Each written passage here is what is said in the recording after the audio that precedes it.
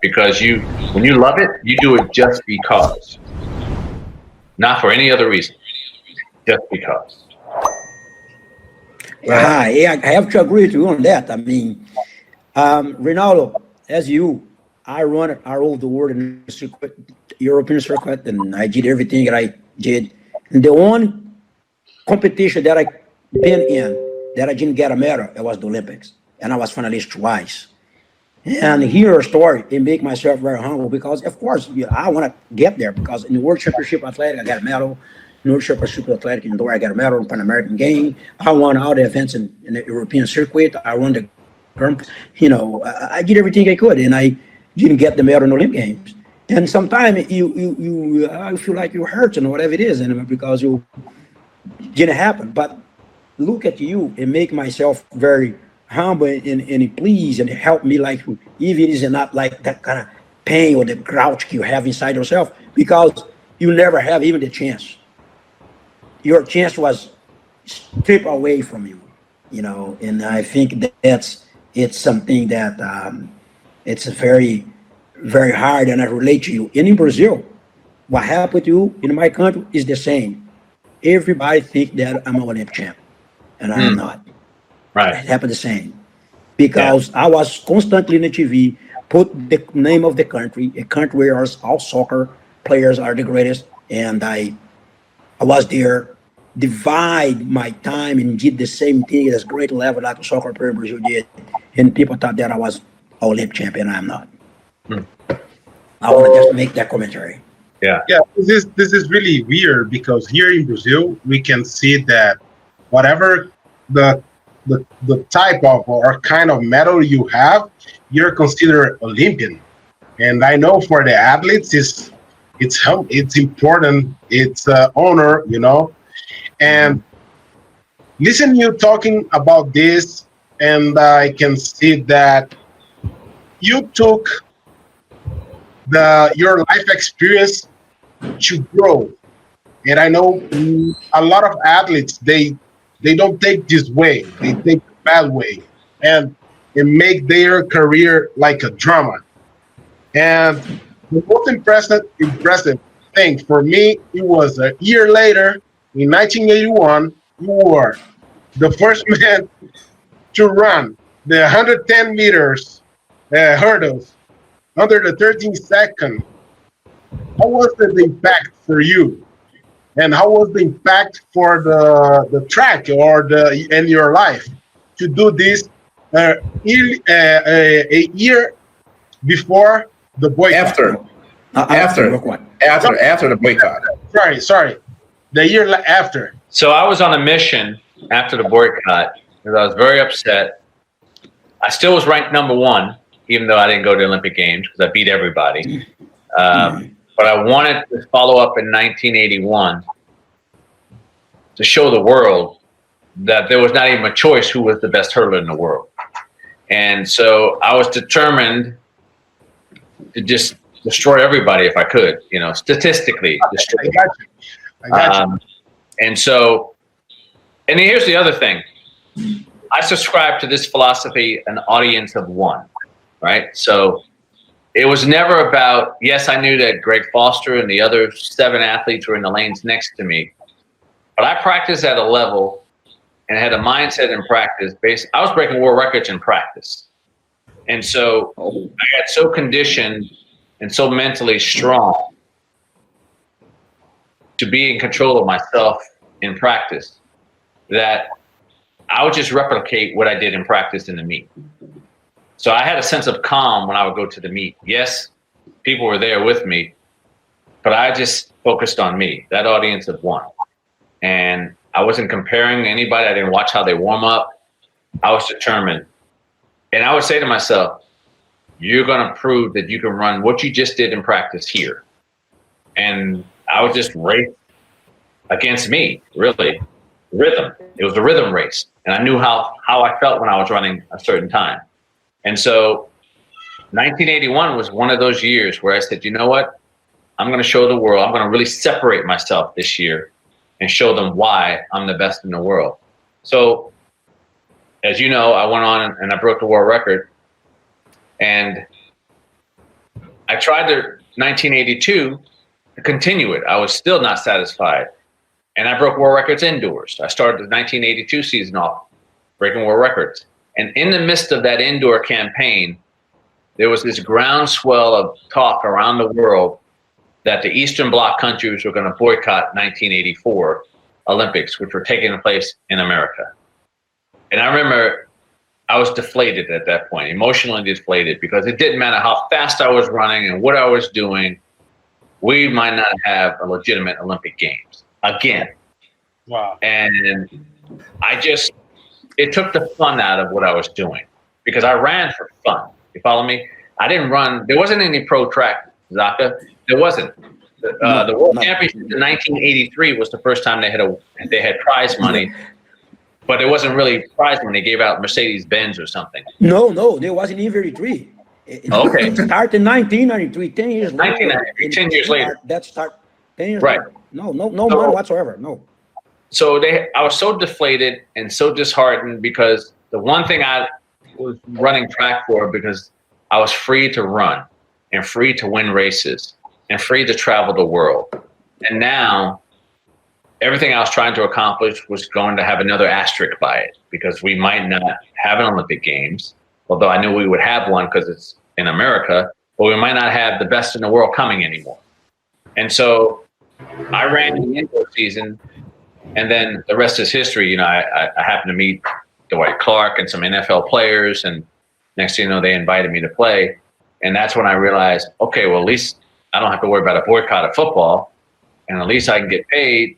And even though my heart wasn't into playing professional football, my heart needed a break from the heartache of the boycott, because it was something that I no longer loved doing, because I wasn't free to do it. You know, politicians were dictating, you know, what I was able to do. And that's not why I was running. I was running for the freedom and the pure love of the sport. And now the sport and the freedom was being taken away from me, or being threatened to be taken away from me. And so at that particular time, I just didn't have the willpower to face another setback at that point, especially when I was doing all that I could do. I got you. I remember that in '84. That was my first Olympic. And it was the boy, and I have to agree with you on that. And I'm going to tell you one thing. The funny thing, like that question to you was going to be you kind of answered that. I kind of understood, because I want to let you know. I would like to know, what the reason made you leave track and field and pursue a career in NFL. You kind of answered that, because the reason was you work. There's no money in track and field. Matter of fact, you said, okay, I got to change gear. I got a family to support. I got to bring food on the table. I got to continue with my life. Track and field, there's a lot of politics on it. I have to direct and change my mindset, because I'm hurting. My heart is hurting. I have a passion for track and field. However, I cannot do it, because there is a willpower of the politics that it's take you on the side, out of track. And then it's very sad. And now I understand why you went to NFL. I remember, Renaldo, when I saw you after the NFL, you left NFL, and I remember you when you first time you running and to go to Europe. It was like a news. Guess who's back? Renaldo Nehemiah is back. I remember that. It's back. I believe it was 86 or something like that. 86. 85 or 86. 86. Renaldo's back. Renaldo's back. The whole word, the whole press in Europe, Renaldo's back. Renaldo's back. The whole thing. You hear track and field news. All the Sport Illustrated, all the magazine tell that you're back. That you're back. Now, what was the reason? I'm going to do a different question to you. What was the reason you leave the NFL to go back to track? So I left the NFL after my 4th season because my coach, who was a great coach, Bill Walsh, was probably more of a fan of mine than he was my coach. Meaning, and he told me this, that he could not allow the world's greatest hurdler to get maimed playing in the NFL. He could not have me get permanently disabled or something like that while he was the coach. So throughout my 4 years, he didn't play me all the time. He'd put me in for a little bit and then he'd sit me down. And it was getting frustrating because I gave up track and field to play football, but to play football full-time, not part-time, full-time. And I'm sitting there at games saying, I'm never going to get to use this talent again. And I'm sitting on it. And I was so used to just going out there and doing my thing. But now I'm in politics again. I don't have control over when I get to play. And so when my 4 years was up, they wanted me to resign. But I didn't want to waste this God-given talent. And track and field had turned pro at that point.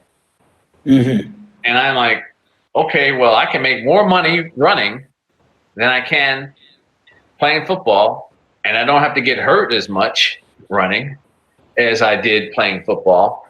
And so when we negotiated with the 49ers for my second contract, we had some pretty high numbers, and they realized that, well, based on how much they were going to pay me, they didn't want to pay me that much money.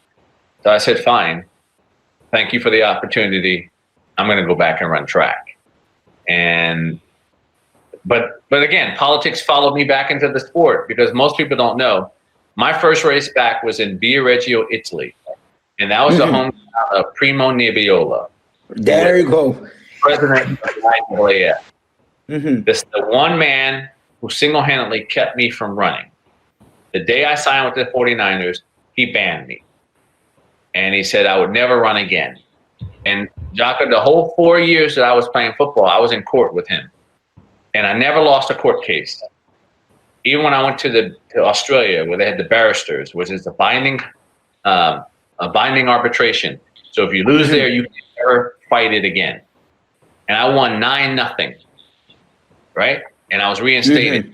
I got back on the plane. I flew all the way from Canberra, Australia. Before my plane landed, he already told them he didn't care what the decision was. He wasn't letting me run. So when he finally decided to let me run, he let me back in with one statement to my attorney. If Renaldo will drop his lawsuit, we will let him back in, no questions. And I'm saying, I've been fighting you for 4.5 years. Are you kidding? Hundreds of thousands of dollars. You could have told me that the first year. You could have told me that the second year. But the reason he let me back in is because now it's costing them money to defend themselves. And they didn't want to keep spending money. So they're like, can you drop your lawsuit? So we dropped the lawsuit, but he had another stipulation. I want you to run in Viareggio. But he didn't give me the freedom of choice to run my first race. Oh my God. You went out of Viareggio, the little town, with the little track meet. Yeah, with the little track meet. So I go to Viareggio. With nobody in. No, there's this panel of journalists full in the room because it's the first time I'm coming back and it's big news. And Primo Nebbiolo sits there and lies to everybody on the dais, and he says, I have been Renaldo Nehemiah's biggest fan, and I've always wanted him to come back in, and we're so happy that he's here. And I had to sit there and listen to the one guy who was singularly responsible for keeping me out for 4.5 years. And he dictated where I ran and when I came back. And so I ran that race. I won that race. and I'm taking this picture with this guy, his arm around me, like he was my best friend. And so that was a bittersweet reunion too, because he caused me a lot of financial pain and emotional pain. And yet he sat there like politicians do, and they tell, a lie. And then you have to sit there and just take it. Yep. Well, to continue, let me give a little something here for you. In 1988, the boycott for Seoul Olympics because I remember South Korea, because Alan Cassell and the United States put pressure on him, and when Alan Cassell put pressure on him, and Samarat put pressure on him as well, for him to take down his iron fist, he said, when Samarat sit down at his table, he said, don't come to track and field in the South Korea because it's going to be a boycott. Oh my God. The whole world stopped, and all decently, because you can do track, you can do Olympic game only with the track and field, but you cannot do Olympic game without track and field. When he said that, everything dropped. They left the charge and let the game go. He only was a top man. He did that. Go ahead. He was a mob boss. Boss. Well, this is so incredible history that you were showing us, because I've heard something, but not specifically, and especially now listen from you directly what you were saying, because this is it's a trap that the people do, especially negotiation under the table all the time, doing the same. This is the way that they work, that there are things running. Everywhere you go, the politicians, the political system, everything is the same piece of, the words. But right. sorry, yeah, sometimes it's insane. But how many times you broke the records? Because I've heard something that you did as a junior, and after that you did the same on a high hurdle. Am I correct? Yeah, my career, including indoors and outdoor world records, I broke the record 13 times. 13 times. Yeah. So it's your lucky number, 13. I know. I didn't even realize that. Yeah. And I still hold 2 world records today. They're indoor world records, and mainly because they don't run the distances anymore. I hold the 55-meter high hurdles, and I hold the 60-yard high hurdles. Mm-hmm. So. Oh gosh. And Renaldo, in the time doing this, and a man like you, can you tell us if you were any other track and field who hold the world record to be a Super Bowl championship, or you are the only one? I think Bob Hayes. He won an Olympic gold medal and a Super Bowl with the Dallas Cowboys. Yeah. Oh, Bob Hayes. He was a world record holder, but it wasn't at the same time. He had broken a world record indoors, I believe. But there was a game show called Jeopardy, and it said, Super Bowl champion, world record holder, and it was me. I became a question on a game show. So, but I'm the only one that has that was a world record holder in a Super Bowl.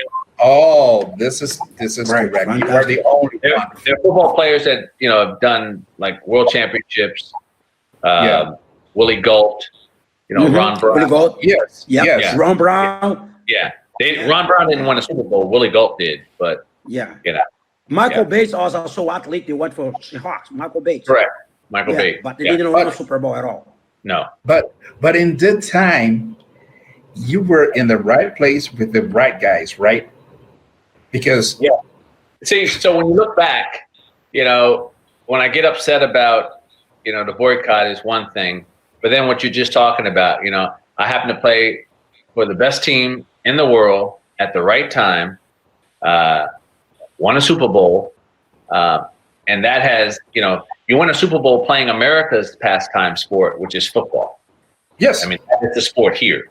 I was a superstar, but I had to go to Europe and other places for people to know who I was.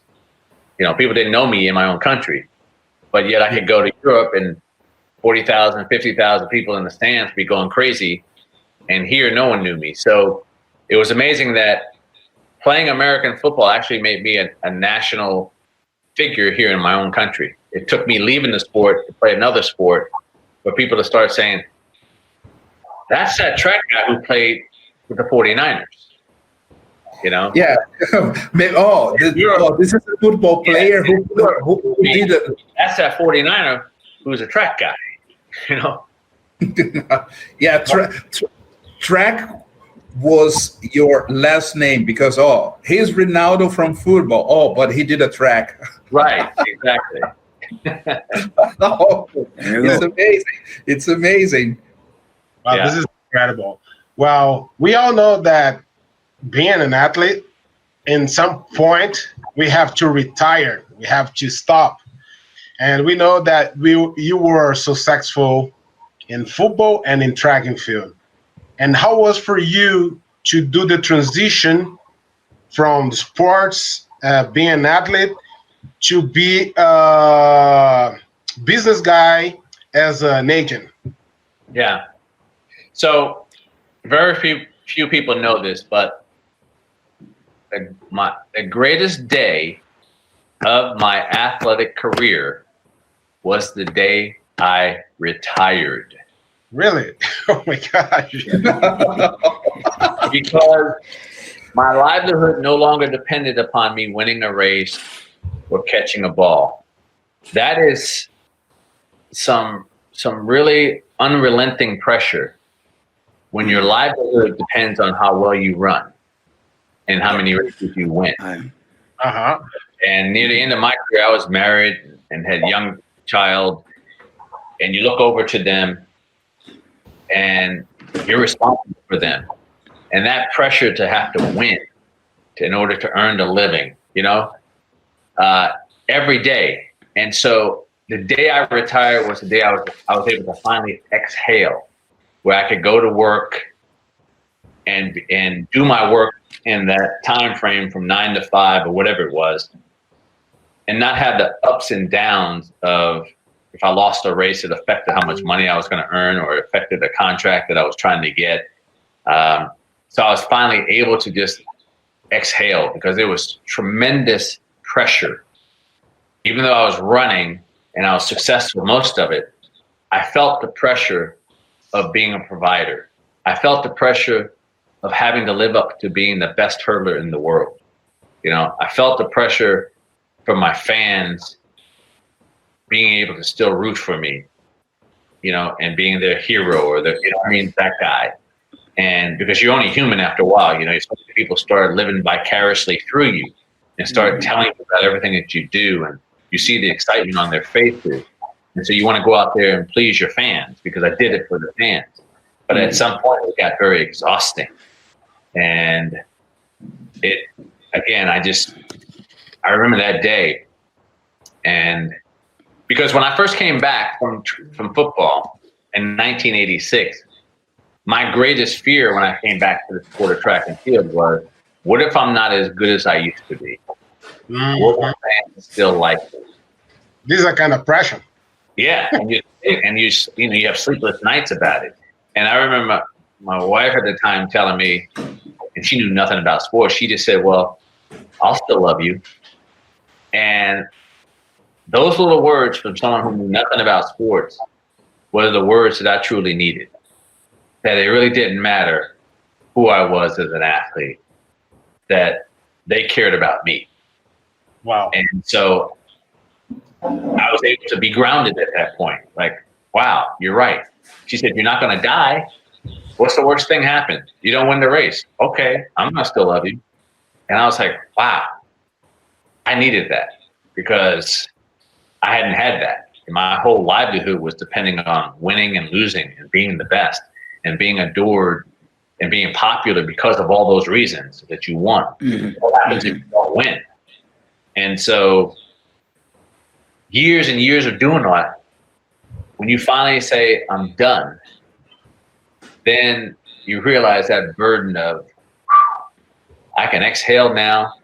I don't have to go to bed, sleep, staying up all night, talking. So you mean it was a great day for me. You mean that when you decide to retire, the feeling that you had that at the time, it was like mission was accomplished. It was like that. It was like, thank God, yes. I don't have to worry about this anymore. It's somebody else's problem. And I remember not too long ago, maybe 10 plus years ago, Alan Johnson, who I used to manage, a great herder, he called me up and he says, Renaldo, when did you know it was time to retire? And I said, well, for starters, Aaron, the fact that you're calling me is the first indication. That's the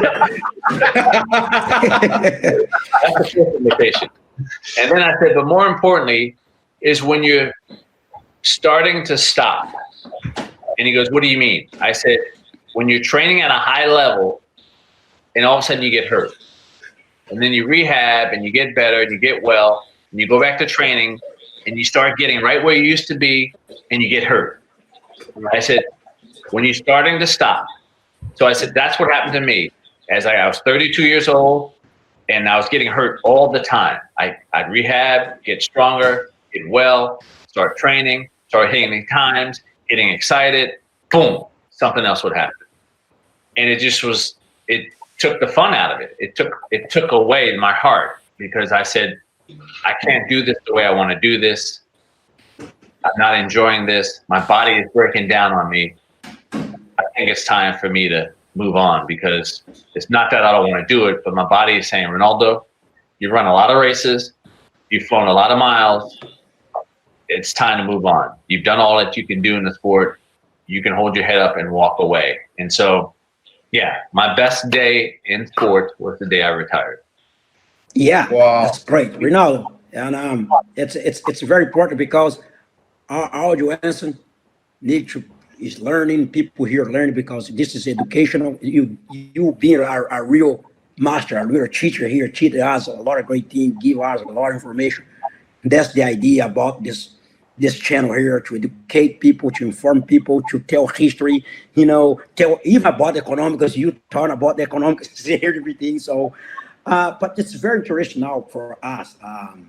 You as a manager, and I think you being in the sport, being a finance, you understand a lot of things, And I have a question for you, I know you know a little bit Brazil, okay? But in your opinion, what do you think it is necessary, okay, to be done for Brazil to be able to develop the sport industry like here in the United States? What kind of thing you can give to us or some idea, if you have? So I think one of the many advantages the United States has over a lot of different countries, we have a university college system. And so you go from high school, the next level is college, university. And so, as you know, a lot of, whether Brazilians or other people from other countries come to go to school in our country. And they participate on the teams. So they have very advanced training on these teams. And then you elevate and you get better through competition, because the competition in America, when you have 330 million people, you can imagine how many athletes you have out of that 330 million people, all these universities. And so they act as mini farm teams that continue to develop. And then you're competing against each other all the time, so you're getting better and better and better. And then when you finally rise above whoever and you get to be a professional athlete, you've had all those years of developing and training. And some of the other schools, and I don't know how it is, like in Grenada and other schools in Jamaica, they don't really have that system. They're missing that system. So they have high school, and a lot of times they're trying to develop and then they want to go pro, but they're missing some steps in between. So they might have some success, but they don't have long-term sustained success because they really haven't had the training. And so I don't know if, you probably have a club system there. Yes, in Brazil it is club system. Yeah, yes. Club system. So most people, like England and all that, they have club systems. And so if you can, most of it is just the training, coaching, having the right kind of coaches. And then also you probably have your toughest competitors that your national pastime is football, right?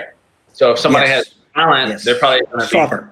Yeah, they're going to be steered toward playing football, soccer, than probably athletics. And so you're getting a lot of your talent going there, and you probably have tremendous talent if they were to stay in athletics. And we have the same thing too.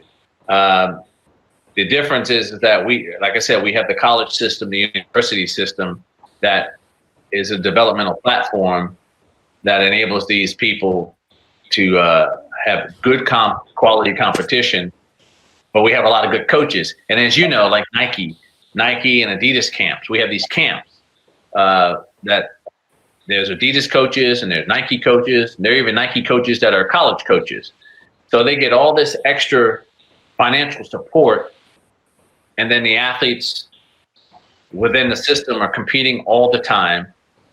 And it's just like our American football, right? We have football teams in colleges, which is like a training ground for the pros, a farm club. So they hone their skills. That happens with baseball too. You know, they go for triple A's and they have a part there in triple A. So we have all these farm, you got it.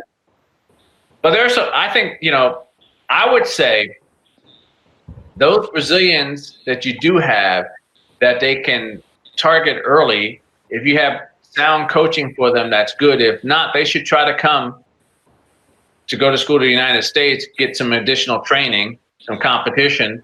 They're still going to represent their country when they go to world championships and when they go to the Olympic Games, because that happens all the time. Yes. But if they don't have enough competition and enough high quality facilities, then they should look to, first of all, education can't ever hurt you. I always tell everybody, you can go so much further with your education than you can with athletics. So even if you don't do as well as you want to do athletics, you can at least leave with an education. And, the American system, they welcome foreigners. They have them on every team. And and if you have the talent, you don't want your talent to leave your country, but if there's some place where they can train and have better facilities and better amenities and better competition, that's the other thing. What I've seen sometimes in Brazil is that, you'll have a couple, 2, 3 athletes in certain events, but but they don't have enough competition, And then they're not competing against each other all the time, because that's kind of boring also.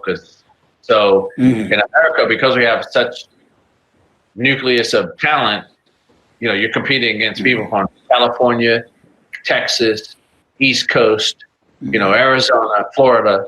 So you're getting a lot of competition, and you're getting different trainings, But I think, you have your sprinters.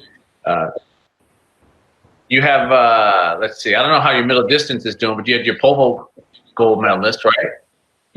Yeah. Mid-distance runner, 800-meter dash, 5K. Yeah, 800. Yeah, right. We are hurting bad. Yeah. But in general, you are hurt all over. Yeah. Because I think it cycles. I think it cycles. You might be on a 4 to 6, 8 year cycle where you're kind of down and then you get built back up. Yeah. But you don't have those kind of plan like 8 years. You don't have those kind of plan, and also don't have sport as education, and you don't see the business like we here in our state, like you said, Nike and Adidas invest in the sport. In Brazil, it depended the public fund, it depended the money by the government, and that's difficult. So go ahead, Edno. Well, in resuming what you were saying, is we need to create in the country, probably, because I've heard all around that I stayed, they said United States is unique with this education system with the sports integrated. But if you made a little relation between all of the professions, academically speaking, with the sports, what do you have? You have the percentage that will be in the highest level. Mm-hmm. You have some people that they are leaving from Ivy League to go directly to the pro as athletes, or they are going to Manhattan to work on Wall Street and everything, and the big firms and everything. But it's not for everyone. And you have a competition all over the country, all over the world to be the top. That means this number is 1 or a little bit less than 1%, the whole amount that is worked all around the world. If we understand that to have a very good athletes, we need to have so many players practicing, just like you said, to have a very good competition. And we are growing and growing and growing. This idea, maybe we need to bring you another time to discuss with us specifically about this with other people, especially from education in Brazil, because they don't understand education and sports are working together, not separate. But in the first level, you don't have a competition. You just need to educate the people because you are motivating people to practice sports, to have a very good life, a healthy life, and everything. The competition level is another situation that we will discuss later, but we need to motivate people to practice sports. Yeah, in America, it's almost, I won't say impossible, but highly unlikely for someone not to run at university, college, and be able to run meets. Our system is, you got to be on a team. You just don't come up and say, hey, I want to run this. So if you're at a university, you better go out on their team and make their team, or be affiliated with a team somehow, because that's just the way our system is. Yeah. And you are exactly right, Edna, that less than 1% make it. So that's an alarming low number. And so the vast majority of athletes are not going to make it. So that's why our system is in place, that we assume that you're not, but you can still make it through your academics. Your academics could complete you so that you can get a job and you can be qualified for a job, which you'll spend more time in than you will running. Well, because this is the reverse that we have in Latin America, because we had an experience to see what happened in Brazil, in the whole Latin America, including different countries, that athletes in their countries, many times, if you are a very good athlete, you are motivated to leave the school and still only competing. Mm-hmm. This is not good. Right. Because in the end of the day, what's going to happen if you injure yourself? If you have no options after that, for example, you switch your career to the pro on football, and after that you came back to track and field, and after that you became a manager, agent, and you did a couple of different things because you had education. Yes. See, when you, I tell people, you can count them on one hand for the most part, how many people that run track and field can live happily thereafter off of the money that they've made. So because most people cannot do that, I'm always telling my athletes that the money that you earn from track and field can supplement the money that you're going to have to earn with a job. But at least you have a head start when it comes time when your career is over, right? Mm-hmm. One, you have your degree, and now when you go knock on the door for that interview, that's one of the things they're going to ask you: do you have a degree? Because in America, especially depending on the industry you're in, you're going to need a degree. And so, at least if you made some money, regardless if you made a little bit or a lot, you could at least have some of that to supplement the money that you'll be making when you're working. As opposed to most people, if you don't have an education and you don't become the Usain Bolt, you're not going to have the kind of money that you can live happily ever after. So now you don't have the money and you don't have an education. Mm-hmm. And I know in my country, they don't reward people for not having the education because it's so competitive now with jobs. So you need to have a job. It's just like to be a Division I coach at a college, university in Maryland, in United States, you have to have a degree. You can't just go and say, I want to coach. You have to have a degree. That's correct. So it's kind of a reward system, right? So the mandate is you got to spend 4 years in college, university, and pass, and then you can apply for a job. So in our country, everyone knows that. Now, there's some people that have trade jobs. They don't need a degree, but that's different. But if it's a mainstream kind of job, you need an education. And so that's why I'm trying to tell all these athletes from different places, whether like Jamaica does the same thing. Most of their kids go through high school and they're trying to turn pro. And I'm like, whoa, you're not even that good to turn pro yet. And if you don't do well, you can't run in college because now you've made money, some little money, as a so-called pro. And then when that doesn't work out, you have no money and you have no education. So now what happens? You recycle back into the economy, right? The government is trying to take care of you because you're another person added to the welfare line, if you will, of the country. Because everybody thought they were going to be wealthy and rags to riches. And I'm like, no. So a mindset has to change, right? An entirely different mindset has to change. Exactly. And I appreciate your words. Yeah. And stop trying to chase money because those chasing it usually never make it. So how about chase your education in order for you to make money? That's a great advice. Simple like that. Yeah. Well, I appreciated this. We are almost running to the end of our precious conversation because the time is flowing, and what we have almost the end, and the time is running. But another advice that you can give: Brazil, as you know, is the largest Black population outside of Africa. More than 70% of the population are Black. Even they don't have this idea because only 7% recognize that they are Black. Look, wow. Yeah, you have more than 70% that are Black, but only 7% recognize themselves as a Black.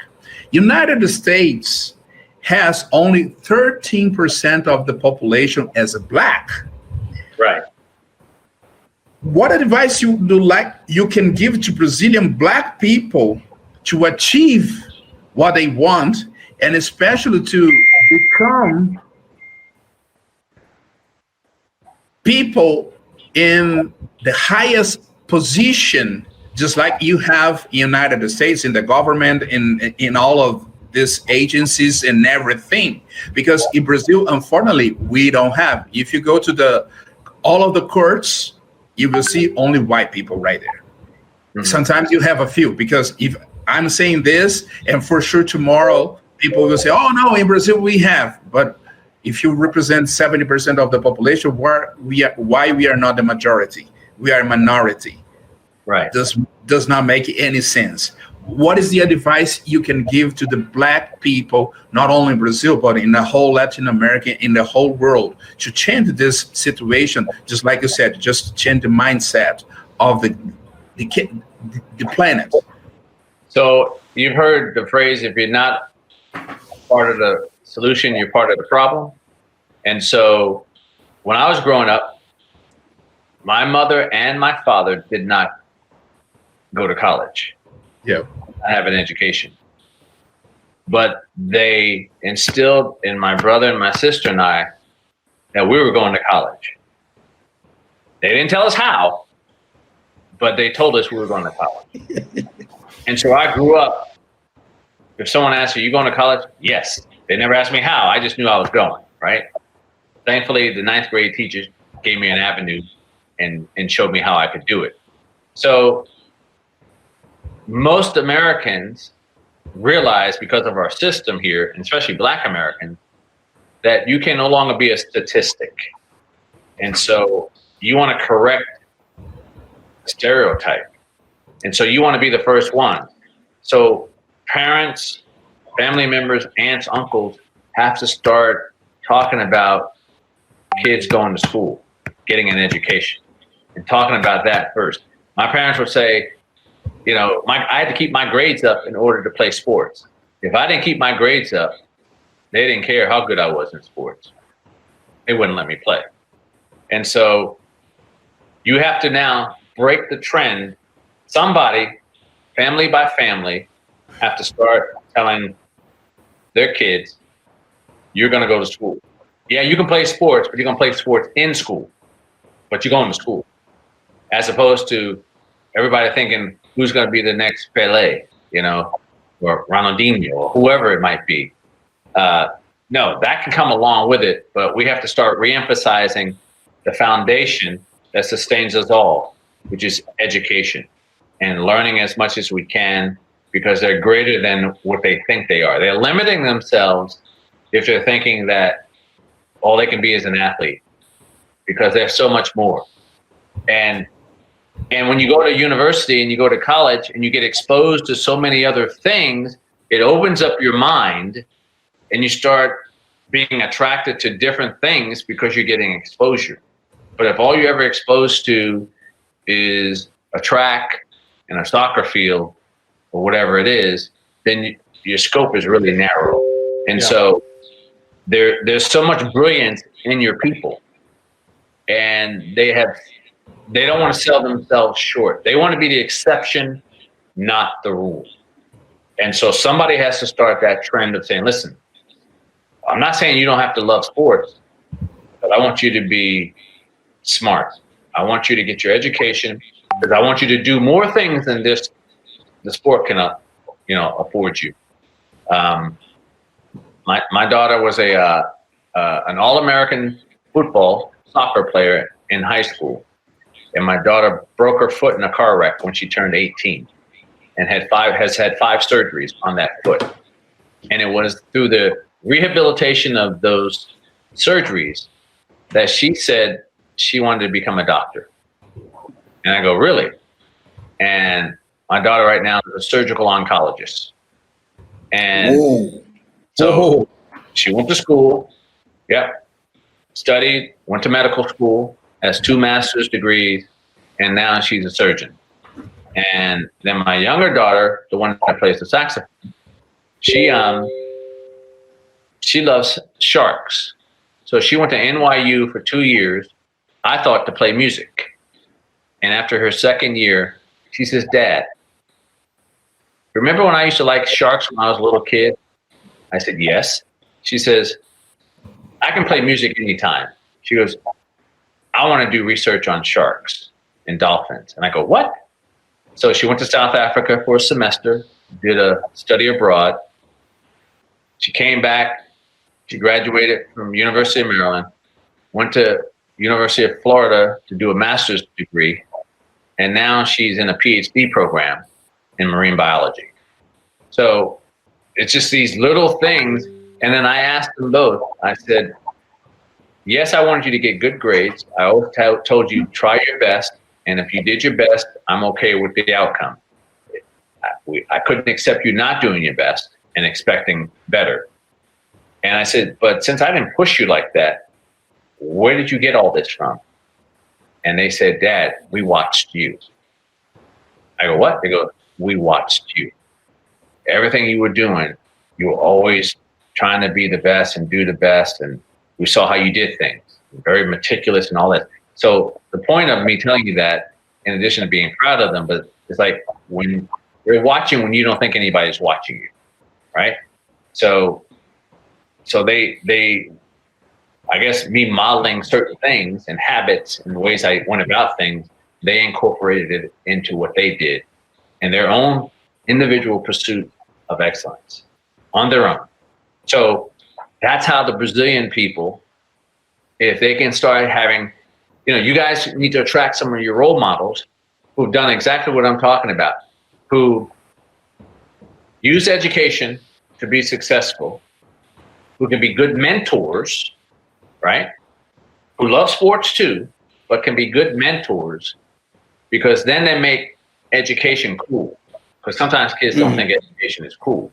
Yeah. But if you see somebody who's successful, who's done some, whether it's sports or certain entertainment, or has some kind of thing in addition to their education to highlight, then a kid can relate to that, and they can say they can see themselves possibly aspiring to do that. You know, hey, I can do that. They did that. I can do that. They did that. And then they just need to speak into their life in a positive way. But I think that the root of it is that there has to be a correction. We have to start talking about education, and let everyone know that they're more than capable of it. They have it in them. That same talent that they're putting towards sports, they can put a little bit toward academics, and they will flourish. They will flourish. Oh, perfect. Perfect. We appreciate that, Renaldo. It couldn't be better. Great advice. Yeah. Couldn't be better than this. The whole idea of this program, as I told you, this talk show, is to educate people, is to inform, be informative, be educative, and be fun. You made all this. You educate us. I've known you for so long time. I learned a lot of things about you. I just realized I didn't know you enough. This was fantastic. I didn't know you enough. I mean, I learned so many things, you know, 13 haircuts you break, and you were saxophone players, and the thing you did with your family, and how you play football. I mean, it's fantastic. And now how you teach your own athletes that you manage, how to manage their finances through their life, to be affordable. I mean, it's fantastic. But you understand? One last note, just so you know that I'm not talking to be talking. The people I represent, they all have to go to school. I don't represent anyone who's doesn't have a college degree, because you only train a couple of hours a day. So you have all day. So, you know, when I represented Allison Felix, she went right from high school to the University of Southern California as a full-time student, degree, and she was still the best in the world. Sonia Richards, she left school as a sophomore at the University of Texas. She left the track team. She didn't leave the school. She stayed in school and got her education. Karani James, University of Alabama. Stayed in school, didn't run on the team, got his education, was the best, you know, one of the best. He won the Olympic gold medals. So I have on my wall in my office, my diploma. So I tell everybody, I say, listen, you might run, but in America, they give you 4 years. That's the only requirement they ask you to do, is go 4 years and get your education. If you can't commit to 4 years, then that means you won't commit to most things in life, because you'll be cutting corners and quitting all the time. And so I tell everybody, I don't care how good you are, get your education, because that's going to become more valuable than any race that you can win at some point in your life. Well, Fantastic. we appreciated this note, because now you are motivating us, if you are able, of course, to later to come back just to talk specifically about management and how you do this, because you represent Allison Felix, Justin Gatling, and all of these big names that we know, but we want to share with the Latin America and the whole world what you can do and some tips, because I know that is your profession. Sometimes they need to contract to you because you need to pay some bills. We understand that, but to giving us more detail about this career, because it's a profession that you can fall if you are not good enough to be athlete in the highest level, but it's a profession that you can do. Yes, it is. It's fully, and it's regulated. So, you know, you have to be licensed. You got to take exams and all that. I'm on an agent certification committee. So, you know, if you do anything wrong, you know, I'm on the tribunal, one of the people that hear it. So, you know, we hold each other out at a high level. I wear two hats. I'm always an athlete at core, because that's what I was first. But I'm a management hat too. So, but it's you know, I love it because I'm one of them. You know, I used to be one of them.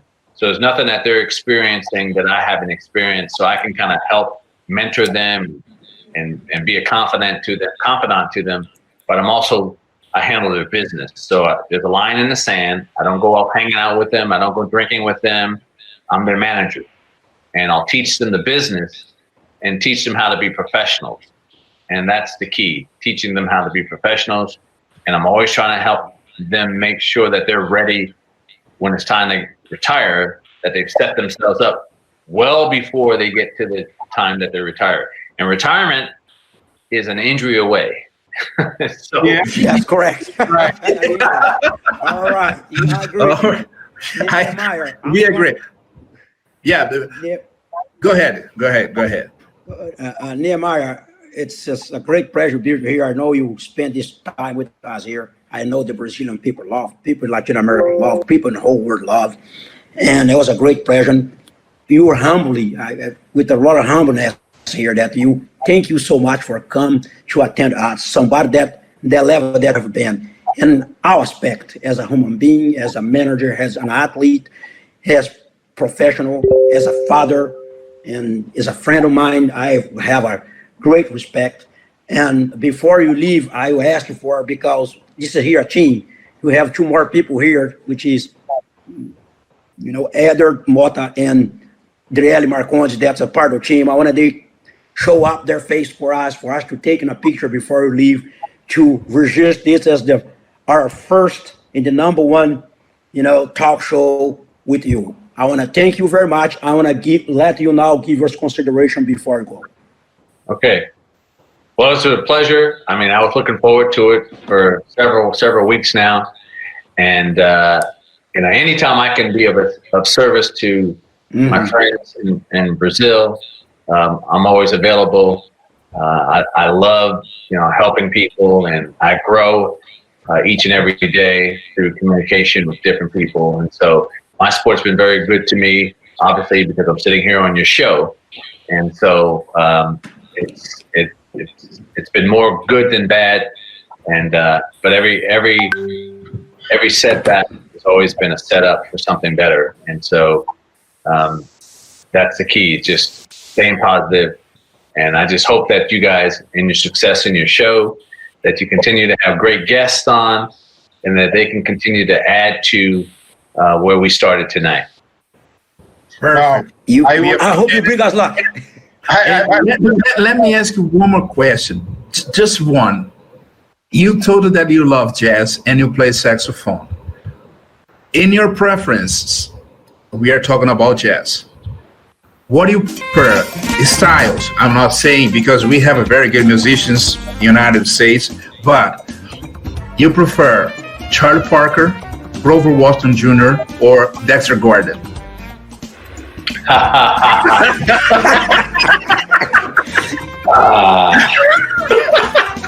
So I would probably say Grover. Oh, Grover Washington Jr. Okay. Yeah. All right. Because I'm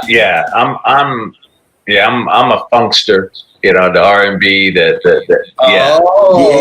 I got you. Yeah. On that time, you'll be ready for this. Maceo Parker, maybe remember something like that, right? Yeah. All right. Hey. Yeah, I gotta feel it through me. It's not just me listening to it. I gotta feel it through me. So yeah. Awesome. Renaldo, one more thing before I go. Adriano de Souza and Adriano Souza, they are brothers. Adriano, he played semi-pro for baseball. He went to the Toronto Blue Jays. That's correct. All right. He played. He Minor league in Cuba in minor league. Adriano de Souza, he played basketball here in the United States for North Carolina with Dan Smith after Michael Jordan, kind of years after Michael Jordan, and also he's audio engineer. That's why he asked this question. And also I'm going to talk about Edno. He don't like I'm telling you that, but he played with the BB King. He's a trombone player. He played with the BB King. Horn man. Yeah. Maybe we can have a horn session. That's why that there is a there. You got it? Okay. So, but I want to appreciate I just want to say thank you. I used to tell to people that I'm a sports guy and I could be here like hours and hours talking about sports, but I know the time is flying and we have to leave you. And I just want to say once again, thank you. Thank you so much. We appreciate it. And I hope you can enjoy your evening with your family. And as soon as we have a chance, we can get together again. And especially, I need to thank you, Lewis Johnson, that he will be our next guest, by the way. Great guest. Next week, yeah. And for sure, we'll be in touch pretty soon. Really, Okay. really appreciate one more time. Okay. Thank you, gentlemen.